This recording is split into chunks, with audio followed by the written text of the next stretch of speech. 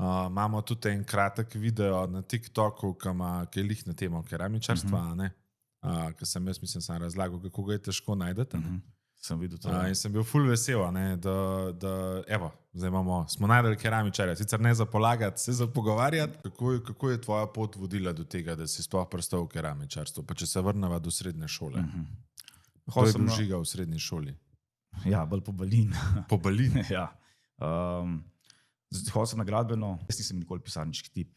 Zmeril sem bolj ročne spretnosti, tudi ker sem bil mejhen, sem bolj hodil na hroške gline. Res? In take stvari, pač ročna dela.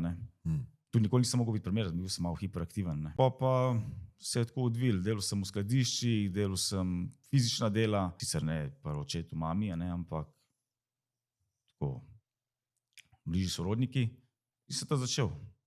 Potem so pa leta kar tekla, kako ne rečem. 1 let, 2 let, 3 leta. Pa do neke točke smo prišli, kaj pač se ti vsak govori, pa je težko, pa to. Ampak na začetku si misliš, sej ni. Sej ni. Pa rečem, preveč, kam sam ne bom to delal. Da ni glih tako, da pa ne delaš 12 ur, delaš pa tudi 15 je treba. Ker ti po šihtu, pač po šihtu, ko ne rečem, ker ti zaključiš pri stranki z delom, moraš iti še na ogled. In je tukaj, ko si skozi v pogonu. Ja, dan nima konca. Ja, tako ja. Vstanem pa ob 6. Ampak prej ne morem iti, pa zato, ker nimam jaz, da bi nekoga, ki bi prišel domov, bi delal še ponudbo. Imam sicer mojo partnerko, ona bi to rade volje delala.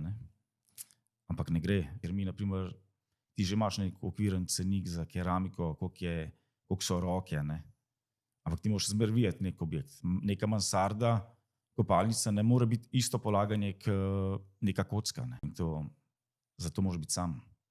Pač sam. Nekdo, ki ti bo urejal predračune, tukaj pa ne. S tem, da veva, da so stvari na terenu večkrat lahko nepredvidljive. In stil, kaj še toliko pameten, pa se doskrat zgodi, da se ušteješ. In zdaj partnerka,